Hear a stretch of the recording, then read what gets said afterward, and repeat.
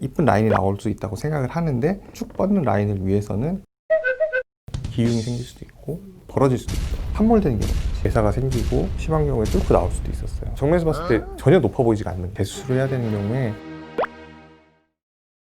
렌즈 보고 나나TV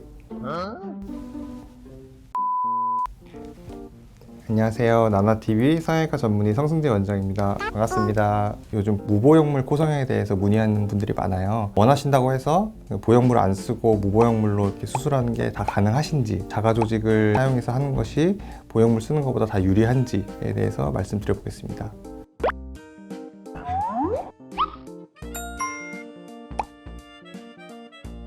무보형물 코성형이라는 용어가 요즘 되게 많이 쓰이고 있는데요. 보형물이라는 그 이물질에 거부감이 있거나 콧대는 건드리고 싶지 않은 분들이 보형물을 안 쓰고 코끝 위주로 수술을 하시는 경우를 이제 무보형물 코성형이라고 합니다. 코끝 수술은 무보형물 코성형과 엄밀히 말하면 다른데요. 코끝 성형은 날개 연골의 조작이나 연골 이식 등으로 코끝의 높이와 모양을 이제 조작해주는 수술인데 반해서 무보형물 코수술은 코끝 성형 플러스 콧대와의 라인을 맞춰주기 위해서 연골이나 연부 조직 등을 이식해주는 추가 조작을 하게 됩니다. 보통 코끝만 건들면은 보형물을 안 쓰고도 이쁜 라인이 나올 수 있다고 생각을 하는데 콧대와의 높이 차이, 유격이 생길 수가 있단 말이죠. 쭉 뻗는 라인을 위해서는 그 꺼진 부분, 이 유격을 채워주는 조작이 필요한 거죠. 그 개념까지 포함한 것을 무보형물 코성형이라고 말씀드립니다. 콧대는 높이고 싶은데 인공 보형물이 아닌 자가 조직으로 수술을 하는 경우 늑연골, 자가 진피, 투근막 등이 있을 수가 있는데요. 이런 자가 조직을 사용해서 콧대 성형을 하는 것은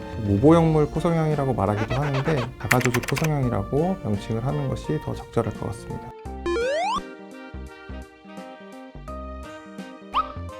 여기 측 부분을 싸고 있는 근막인 거고요. 이 귀 위쪽에서 한 2cm 정도 절개를 해가지고 채취를 할 수가 있고, 근막을 채취를 한다고 해서 뭐 기능상으로 큰 문제가 없기 때문에 쓰는데 근막 자체를 돌돌 말아서 콧대를 높이는 경우도 있고요.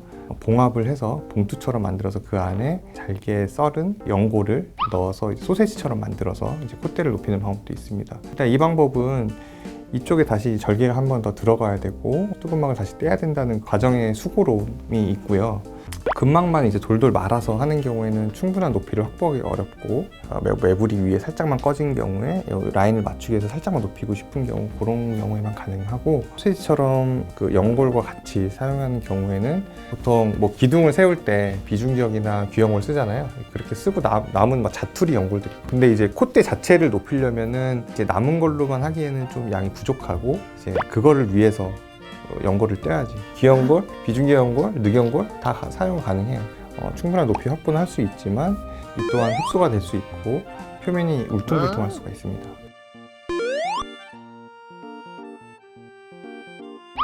일단 늑연골을 사용하게 되면은 요 가슴 밑에 한 2에서 3cm 정도 절개가 필요하고요. 전신 마취가 필요하고요. 왜냐면은 환자가 완전히 안정된 상태에서 호흡도 좀 조절이 되고 이런 상태에서 늑연골을 채취를 해야 되는데 환자가 좀 움직인다거나 늑막이 찢어지면서 기흉이 생길 수도 있고, 그러니까 안전하게 이제 전신 마취로 해야 됩니다. 늑연골을 채취한 다음에 마치 이제 실리콘 보형물처럼 정교하게 깎아가지고 여기다 넣어야 되는데, 사람이 정교하게 미세하게 깎는다고 해도 약간의 울퉁불퉁함은 좀 남을 수가 있고요. 그리고 아무리 정말 매끈하게 깎아서 넣는다고 해도 시간이 지나면서 약간 뒤틀릴 수 있는 단점이 있습니다. 자가 진피의 경우 뭐 진피 지방이라고도 하는데요. 엉덩이 골 옆에서 채취를 하게 되고, 아무래도 보형물보다는 부드러운 조직이기 때문에 이제 실리콘 보형물처럼 날렵하고 얄쌍한 느낌의 콧대를 만들기는 어렵습니다. 일정 부분 흡수가 됩니다. 보통 한 50% 정도 흡수가 되고 사람마다 차이가 많아서 그 흡수율을 예측할 수 없다는 게 문제입니다. 또 한 가지 문제점은 이렇게 방추형 모양으로 뗀 다음에 이제 꼬매는데 용변을 보거나 이렇게 앉잖아요. 힘줄 수 있잖아. 그러면은 벌어질 수도 있어. 처음에 좀 조심해야 돼.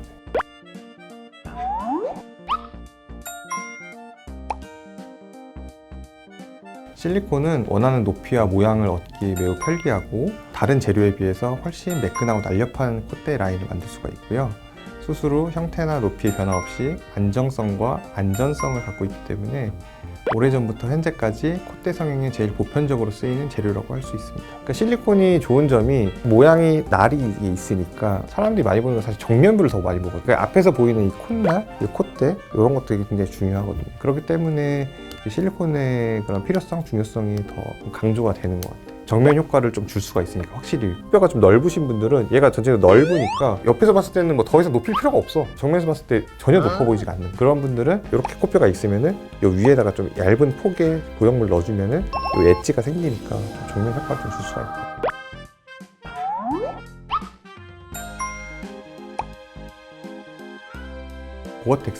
고어텍스는 지금 실리콘보다 많이 안 쓰이는 게 단점이 미세한 구멍들이 있어서 그 안으로 살이 잘 들어가요. 혹시라도 뭐 대거하고 재수술을 해야 되는 경우에 제거를 꽤 하는 게 중요한데 실리콘은 이제 피막이 쌓여져 있어서 제거가 굉장히 쉽거든요. 쭉 빼면 되고 고어텍스는 굉장히 제거가 어렵게 붙어 있으니까.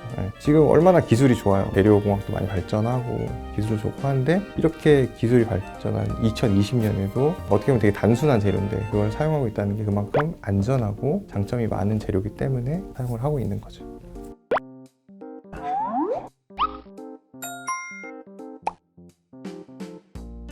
무보형물 코 성형으로도 원하는 모양을 만들 수 있는 경우가 있어요. 콧대의 높이가 충분하고 매부리가 너무 심하지 않으면서 코끝이 좀 길거나 짧거나 넓으신 분들은 코끝 성형을 하면서 콧대와의 라인을 맞춰줘서 원하는 모양을 만들 수가 있고요.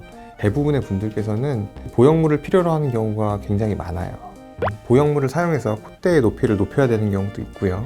매부리가 너무 심한 경우에는 매부리를 깎고 나면은 그 울퉁불퉁한 단면이 보이기 때문에 그 면을 감추기 위해서 얇은 실리콘이라도 사용을 해야 되는 그런 경우도 있고, 콧대가 높지만 좀 넓으셔가지고 정면에서 봤을 때 높아 보이지 않는 경우에는 날렵한 콧대 라인을 위해서 보형물을 사용해야 되는 경우도 있고요. 콧대 라인에 맞춰서 코끝을 높여야 되거든요. 어느 정도 한계가 있지만 코끝을 정말 많이 높이고 싶은 분들은 콧대와의 이 차이가 많이 나기 때문에 라인을 맞춰주기 위해서 보형물을 사용해야 되는 경우가 굉장히 많습니다.